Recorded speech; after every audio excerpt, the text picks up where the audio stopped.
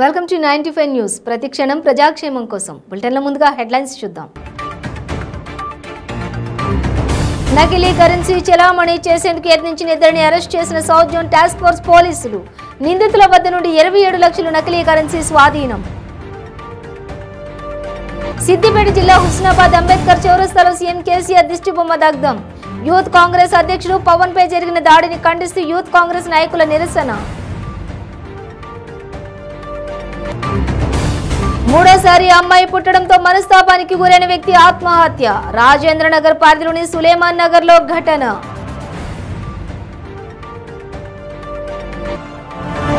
మహబూబ్ నగర్ లో ట్రాన్స్జెండర్ల ఆందోళన. తమపై అనుచిత వ్యాఖ్యలు చేసిన షర్మిల వెంటనే క్షమాపణ చెప్పాలని డిమాండ్.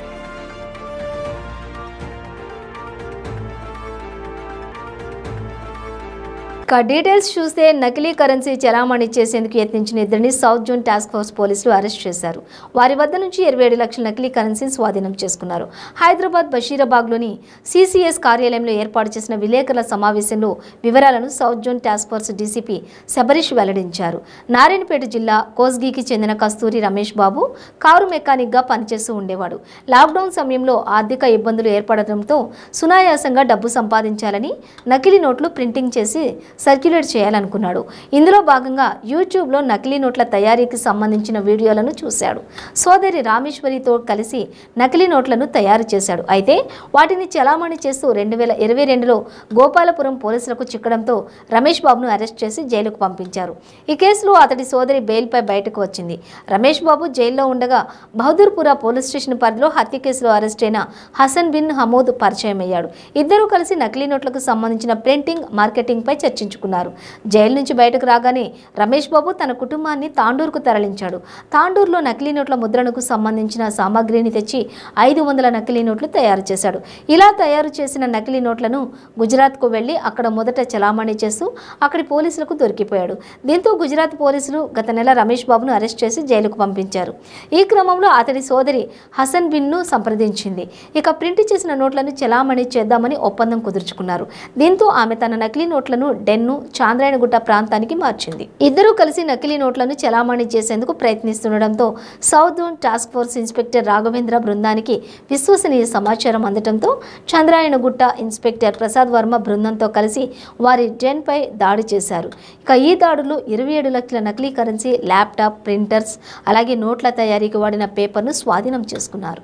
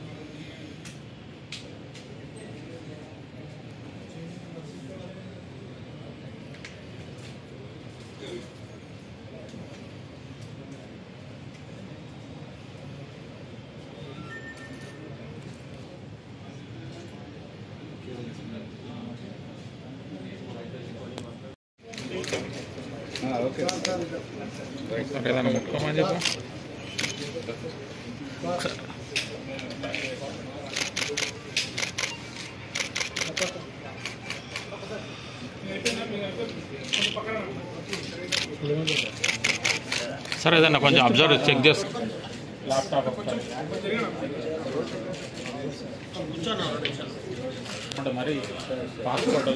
సిద్దిపేట జిల్లా హుస్నాబాద్ అంబేద్కర్ చౌరస్తాలో వరంగల్లో యూత్ కాంగ్రెస్ అధ్యక్షులు పవన్ పై జరిగిన దాడిని ఖండిస్తూ యూత్ కాంగ్రెస్ నాయకులు సీఎం కేసీఆర్ చిత్రపటాన్ని దహనం చేశారు. ఈ సందర్భంగా వారు మాట్లాడుతూ టీపీసీసీ అధ్యక్షులు రేవంత్ రెడ్డి వరంగల్లో చేస్తున్నటువంటి హాత్ సే హాత్ జోడో కార్యక్రమానికి ప్రజల నుండి వస్తున్నటువంటి స్పందనను ఓర్వలేక బీఆర్ఎస్ నాయకులు తమ యూత్ కాంగ్రెస్ అధ్యక్షులు నాయకులపై దాడి చేశారని ఆరోపించారు. తమ నాయకులపై బీఆర్ఎస్ నాయకుల దాడిని తీవ్రంగా ఖండించారు.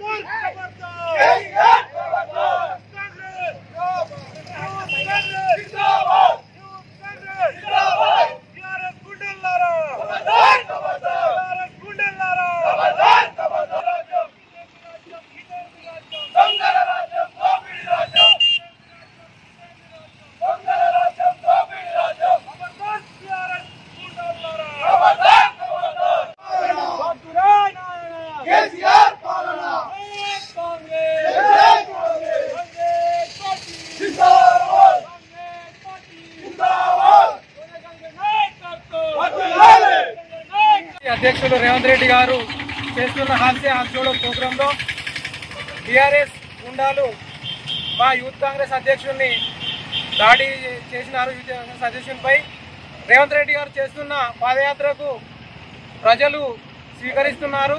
దాన్ని ఇమిడించుకోలేక టీఆర్ఎస్ గుండాలు యూత్ కాంగ్రెస్ పై మరియు కాంగ్రెస్ నాయకులపై దాడి చేపడుతున్నారు. దీన్ని తీవ్రంగా హుస్నాబాద్ నియోజకవర్గం యూత్ కాంగ్రెస్ పక్షాన తీవ్రంగా ఖండిస్తున్నాం. గతంలో ఇద్దరు ఆడపిల్లలుండగా మూడోసారి అమ్మాయి పుట్టడంతో మనస్తాపానికి గురైన ఓ వ్యక్తి ఇంట్లో ఆత్మహత్యకు పాల్పడ్డాడు. రంగారెడ్డి జిల్లా రాజేంద్రనగర్ పరిధిలోని Attapur out post SI Kishanji తెలిపిన వివరాల ప్రకారం సులేమాన్ నగర్కు చెందిన అహ్మద్కు భార్య, ఇద్దరు ఆడపిల్లలు ఉన్నారు. ఫర్నిచర్ పనిచేస్తూ కుటుంబాన్ని పోషిస్తున్నాడు. 15 రోజుల క్రితం భార్య కాన్పు కోసం కర్ణాటక రాష్ట్రంలో తన పుట్టింటికి వెళ్ళింది. మూడోసారి కూడా ఆడపిల్లకు జన్మనిచ్చింది. దీంతో అహ్మద్ కొన్ని రోజులుగా మూభావంగా ఉంటున్నాడు. ఇంట్లో ఎవరూ లేని సమయంలో ఇక ఫ్యాన్కు ఉరేసుకుని ఆత్మహత్య చేసుకున్నాడు. స్థానికులు ఇచ్చిన సమాచారంతో పోలీసులు మృతదేహాన్ని ఉస్మానియాకు తరలించారు.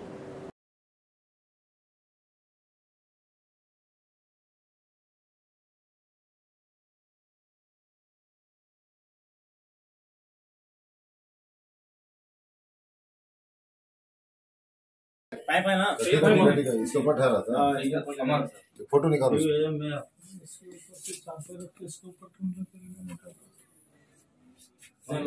उसके ऊपर रख के शायद ये नीचे गिरेवी थी नीचे गिरेवी थी साहब इसके ऊपर फोन करते तो कहीं नहीं फोन करते ऊपर से अंदर तक क्या है बोलो तो वो फांसी डाला तो जब उन्हें देखो हमारे को फोन करा हम पहाड़ी में रहते हम लोग ऐसा होगा।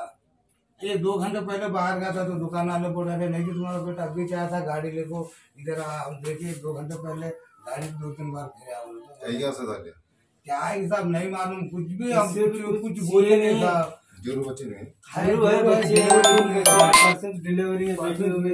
వైఎస్ఆర్టీపీ అధ్యక్షురాలు వైఎస్ షర్మిల ఇటీవల మీడియా సమావేశంలో ఎమ్మెల్యేను కొజ్జా అని తిట్టడంతో మహబూబ్ నగర్లోని హిజ్రాలు ఆందోళనకు దిగారు. వైఎస్ షర్మిల ఫ్లెక్సీని చెప్పులతో కొట్టి తగలబెట్టారు. ఆమె చేసిన వ్యాఖ్యలకు వెంటనే షర్మిల క్షమాపణ చెప్పాలని హిజ్రాలు డిమాండ్ చేశారు. ఇతరులను తమతో పోల్చుతూ తమని తక్కువగా పరిగణించిన వైఎస్ షర్మిలపై హిజ్రాలు ఘాటు వ్యాఖ్యలు చేశారు. ఆమెను తీవ్రంగా దూషిస్తూ చెప్పులతో ఫ్లెక్సీని కొడుతూ రోడ్డుపై రాస్తారోకో నిర్వహించారు. వైఎస్ షర్మిలకు వ్యతిరేకంగా రాష్ట్ర వ్యాప్తంగా ఆందోళనలు నిర్వహిస్తామని ఈ సందర్భంగా హిజ్రాలు పేర్కొన్నారు.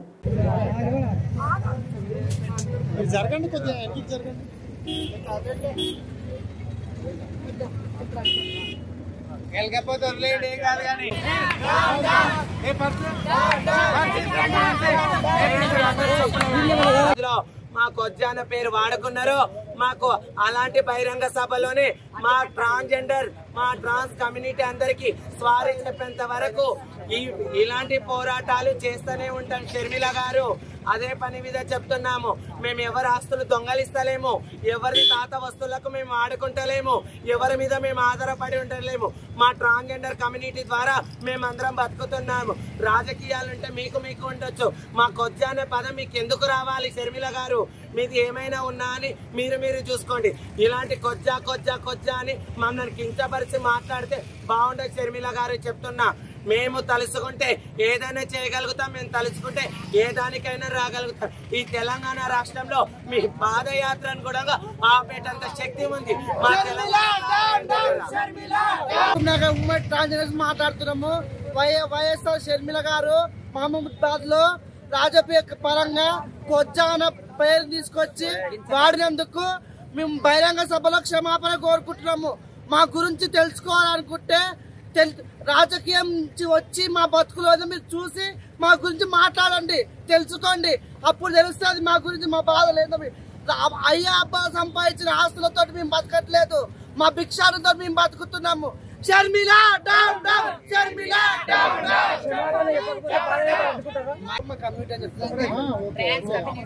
అందరికీ నమస్తే. మేము మహబూబ్ నగర్ ఉమ్మడి జిల్లాలకు చెందిన ట్రాన్స్జెండర్ కమ్యూనిటీ వాళ్ళము. ఈ రోజు మేము జడ్చర్లలో ఎందుకు ధర్నా చేస్తున్నామంటే, వైఎస్ షర్మిల గారు ఒక రాజకీయ సభలో మా గొజ్జ వాళ్ళ గురించి అంటే ట్రాన్స్జెండర్ గురించి చాలా గలీజ్ గా చెడ్డగా మాట్లాడింది.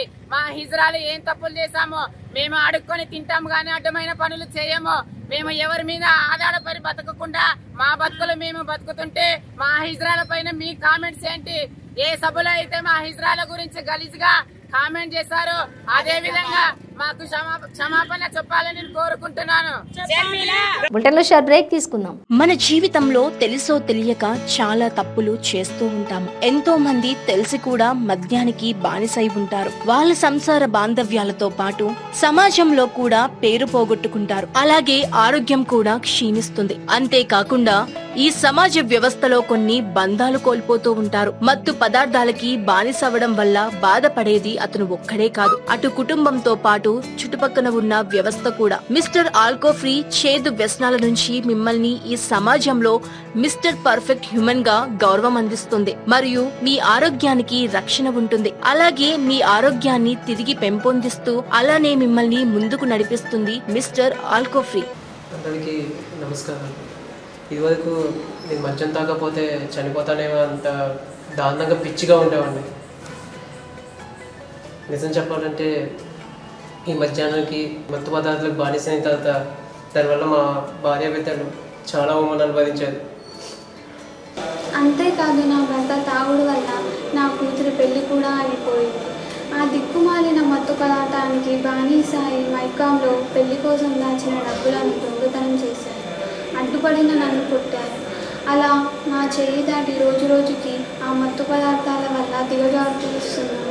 అప్పుడు మా ఫ్రెండ్ చెప్పడం వల్ల మిస్టర్ ఆల్కహాల్ ఫ్రీ యాడ్ చూసి ఆశ్చర్యపడి మా అమ్మకి చెప్పి మిస్టర్ ఆల్కహాల్ ఫ్రీ తెప్పించి నాన్న తాగే వాటర్లో కలిపి తాగించాను. నిజం చెప్పాలంటే మిస్టర్ ఆల్కహాల్ ఫ్రీ నిజంగా అద్భుతం.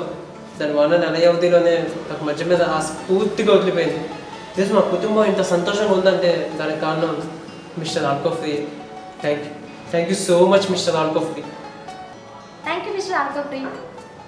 ఇలా ఎన్నో కుటుంబాలలో ఆనందం నింపింది మా ఆల్కహాల్ ఫ్రీ, మీ ఆల్కహాల్ ఫ్రీ. ఈ ఆల్కహాల్ ఫ్రీ చేదు వ్యసనాలకు బానిసైన వాళ్ళకి తినే అన్నంలో కానీ తాగే నీళ్ళల్లో కానీ ఒక స్పూన్ కలిపి ఇలా 2 months కోర్స్ తీసుకోవడం వల్ల ఎటువంటి మత్తు పదార్థాలకి బానిసైన వాళ్ళైనా వాళ్ళ సంఖ్యలను ఇలా తెంచేస్తుంది. మీ ఆల్కహాల్ ఫ్రీ వాళ్ళని మామూలు మనుషులుగా తీర్చిదిద్దుతుంది. మీ కుటుంబ సంతోషాలలో కాంతులు వెదజల్లుతుంది. మన alcohol free mister alcohol free 1 month order ఇస్తే ఇలా మరో 1 month మీ శ్రేయస్సు కొరకు సమస్త ఫ్రీగా ఇస్తుంది.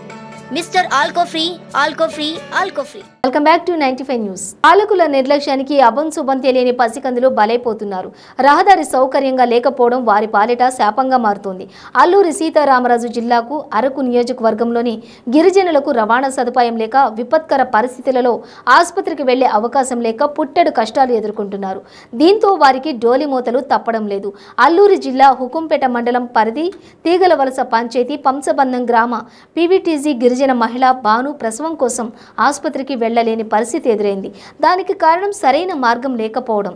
దీంతో చేసేది లేక డోలీ మూతతో 2 కిలోమీటర్లు మేర తీగల వలస వరకు తరలించగా మార్గమధ్యంలో పరిస్థితి అదుపు తప్పింది. హుకుంపేట ప్రభుత్వ హాస్పిటల్కు తరలించే సమయానికి ఆడబిడ్డ జన్మనిచ్చింది. అప్పటికే మృతి చెందింది. అయితే సకాలంలో అంబులెన్స్ లేకపోవడం వల్ల పసికందు మృతికి కారణమైందని గ్రామస్తులు ఆవేదన చెందుతున్నారు.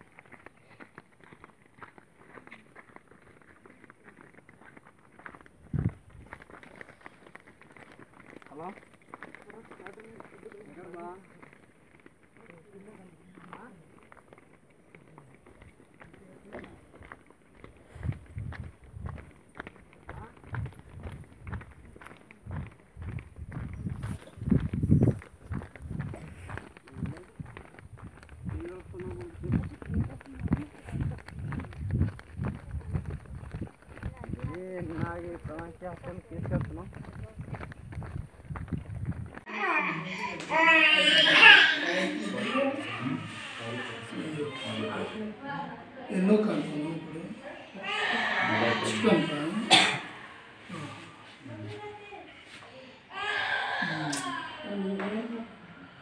ఆరోగ్యం బాగానే ఉంది.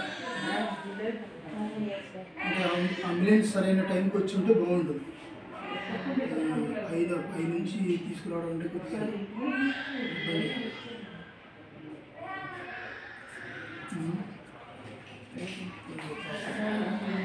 మొదటి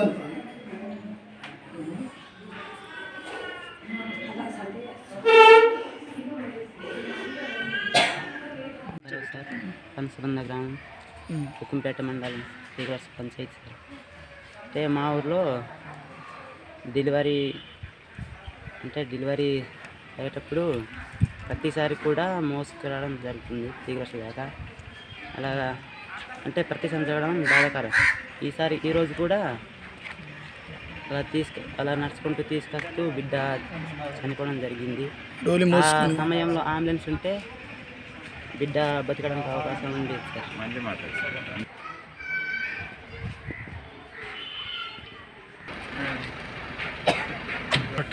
నా పేరు వంట నాగేశ్వరరావు, మరి మంచి పండుగ పంచాయతీ.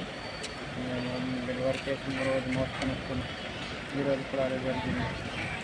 మోసుకొని వచ్చి గుండానికి ఫోన్ చేస్తే అంబులెన్స్ కాల్ లేవు అనేసి అన్నారు. దాన్ని బట్టి మేము ఆటోలో పశ్చిమ గోదావరి జిల్లా ఆగివీడు రైల్వే స్టేషన్ రోడ్లో నివసిస్తున్న 3వ తరగతి బాలికపై ఆకతాయిలు అఘాయిత్యానికి యత్నించారు. తల్లి వేరే పని మీద ఊరు వెళ్లడంతో బాలికను రైల్వే స్టేషన్ సమీపాన నివసిస్తున్న తోపుడు బండ్లపై జొన్నపొత్తులు అమ్మే 2 యువకులు వలవేశారు. బాలికను జెడ్పీ హై స్కూల్ ఎదురుగా ఉన్న ఖాళీ స్థలం నుంచి మార్కెట్ యార్డ్లోకి గోడ దూకించారు. రోజువారీ అమ్మాయికి చాక్లెట్లు కొనుక్కునేందుకు డబ్బులు ఇస్తామని నమ్మబలికారు. ఇక మార్కెట్ యార్డ్లో పురాతన దిశకు చేరిన భవంతిలోకి తీసుకువెళ్లి ఒంటి మీద బట్టలు ఇప్పేశారు. అత్యాచార యత్నం చేసేలోపు ఇదంతా గమనిస్తున్న మరో 2 యువకులు విషయాన్ని ఉపాధ్యాయులకు సమాచారం అందించారు. అనంతరం విషయాన్ని వ్యవసాయ మార్కెట్ యార్డ్ సిబ్బందికి సమాచారం ఇచ్చారు. వెంటనే అక్కడకు చేరుకున్న ఉపాధ్యాయులు, మార్కెట్ యార్డ్ సిబ్బంది, బాలిక బంధువులు యువకులకు దేహశుద్ధి చేసి పోలీసులకు అప్పగించారు.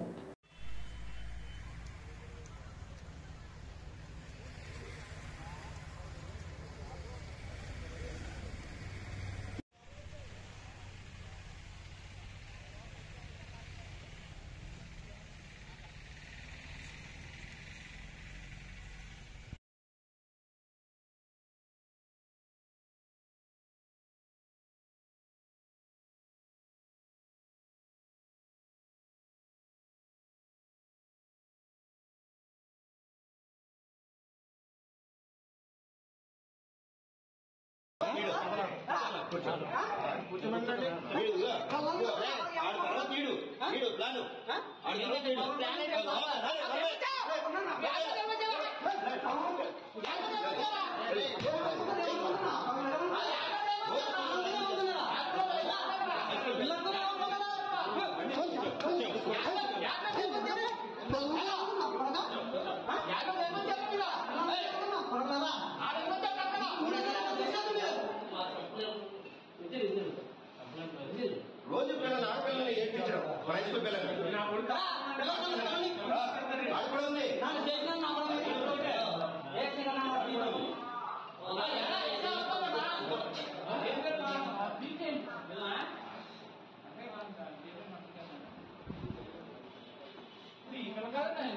చాలా చేస్తారండి. చాలా చేస్తున్నారు.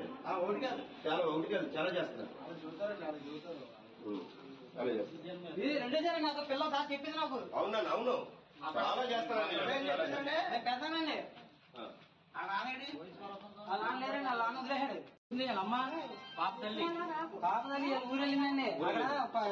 రమ్మంటే పంచాయతీ వెళ్ళారండి ప్లాన్ చేశారు. తమ్ముడు కూడా మా దగ్గర ఉన్నారు, మ్యాపింగ్ ఆ గద్దల దగ్గర ఉన్నారు. మీ సేవ చేస్తాం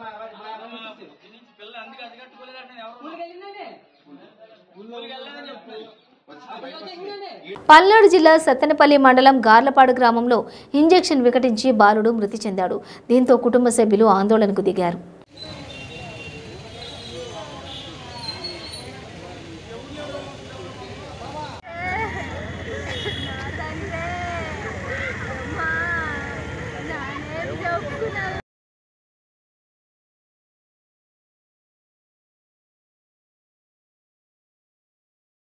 ఏలూరు జిల్లా కైకలూరు మండలం కొల్లేటికోట శ్రీ పెద్దింట్లమ్మ అమ్మవారి కళ్యాణ మహోత్సవం మార్చి 3వ తారీఖున జరుగుతున్నట్టు ఆలయ అధికారులు తెలిపారు. ఈ కార్యక్రమాన్ని దూలం నాగేశ్వరరావు మరియు మాజీ ఎమ్మెల్యే వెంకటరమణ ఇద్దరూ కలిసి ప్రారంభించారు. ఆలయం ఈవో గోపాలరావు పూర్ణ కుంభాభిషేకంతో ఆహ్వానం పలికారు. ఇరువురు అమ్మవారికి ప్రత్యేక పూజలు నిర్వహించారు. అమ్మవారిని దర్శించుకున్నారు. ఎమ్మెల్యే దూలం నాగేశ్వరరావు మాట్లాడుతూ ఉత్సవాలకు వచ్చే భక్తుల సౌకర్యార్థం అలివేలు మండపం నిర్మాణం పనులు జరుగుతున్నాయని, పక్క రాష్ట్రాల నుంచి పక్క జిల్లాల నుంచి వచ్చే భక్తులకు రహదారుల మరమ్మతులు చేశామన్నారు.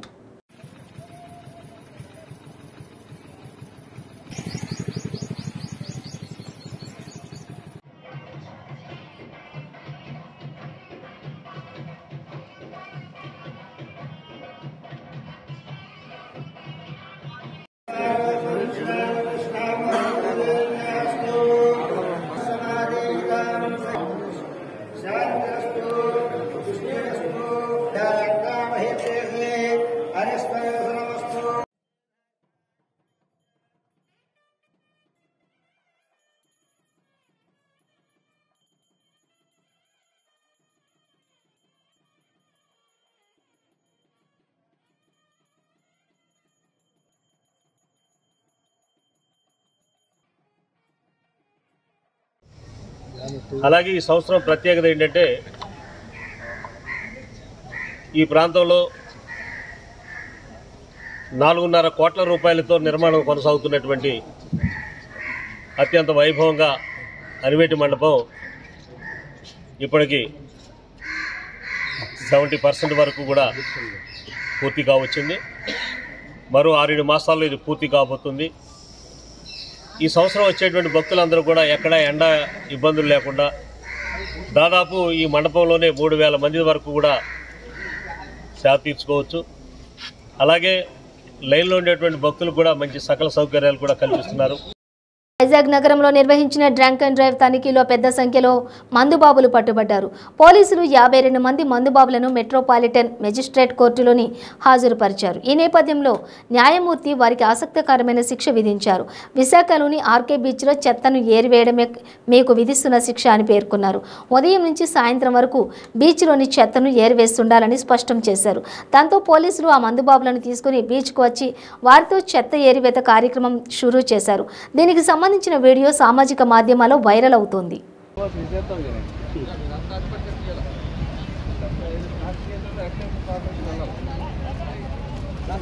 అదే ఇటు తీసుకెళ్ళి అక్కడి నుంచి డస్ట్ ఎక్కువ ఉన్న దగ్గర నుంచి మొదలెట్టి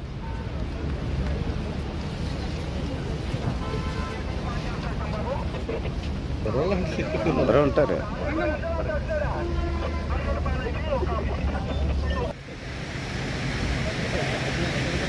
ఎవడే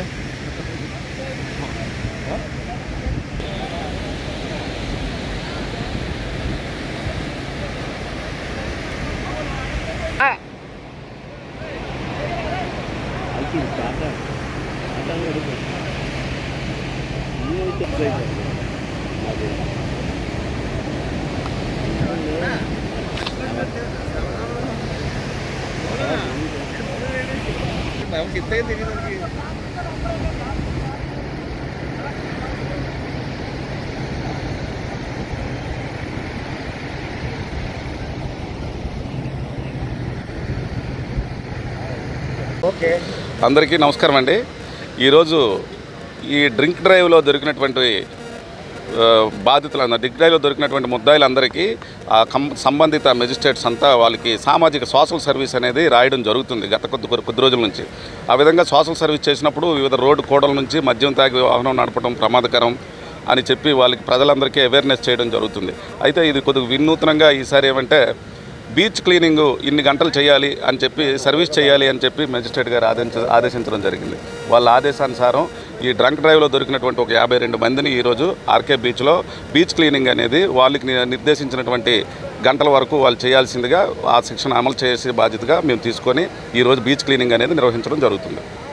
అది యాక్చువల్గా ఎవరైతే దొరికారో వాళ్ళతో పాటు మరికొంతమందికి ఈ తాగి నడపడం వల్ల వచ్చినటువంటి ప్రమాదాలు అనేది తెలియాలనే ఉద్దేశంతో ఈ సోషల్ సర్వీస్ అనేది చేయడం జరిగింది. ఇనీషియల్గా సోషల్ సర్వీస్ అనేది పెట్టాలి అనే ఆలోచన జరిగింది. సో అందులో భాగంగానే ఈరోజు కూడాను ఇక్కడ బీచ్ క్లీనింగ్ చేయడం జరిగింది.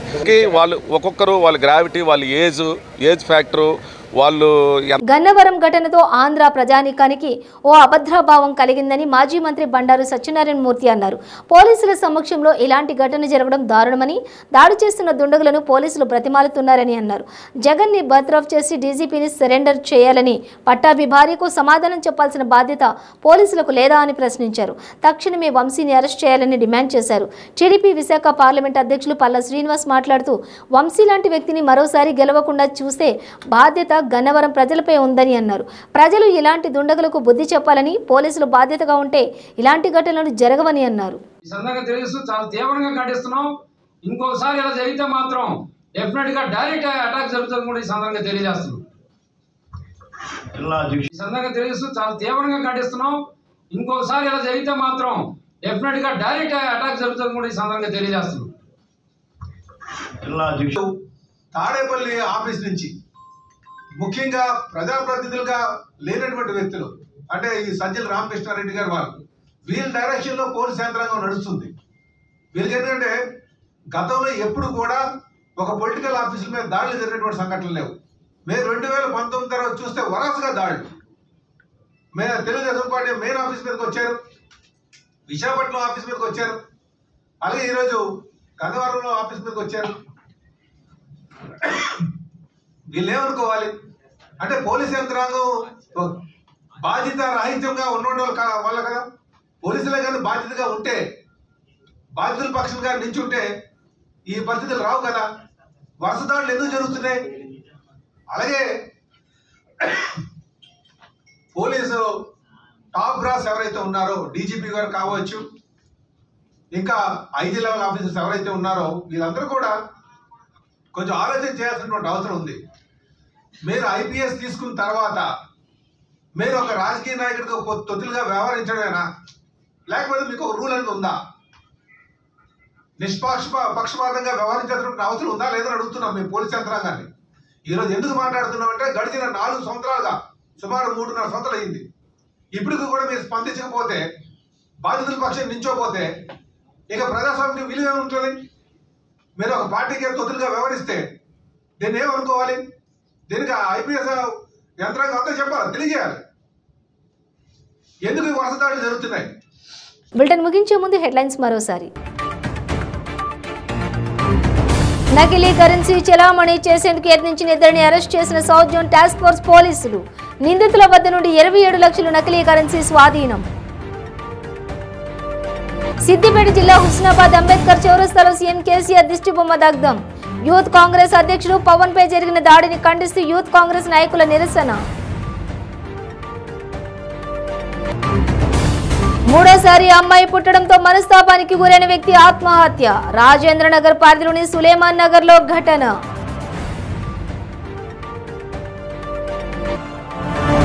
మహబూబ్ నగర్ లో ట్రాన్స్జెండర్ల ఆందోళన. తమపై అనుచిత వ్యాఖ్యలు చేసిన షర్మిల వెంటనే క్షమాపణ చెప్పాలని డిమాండ్.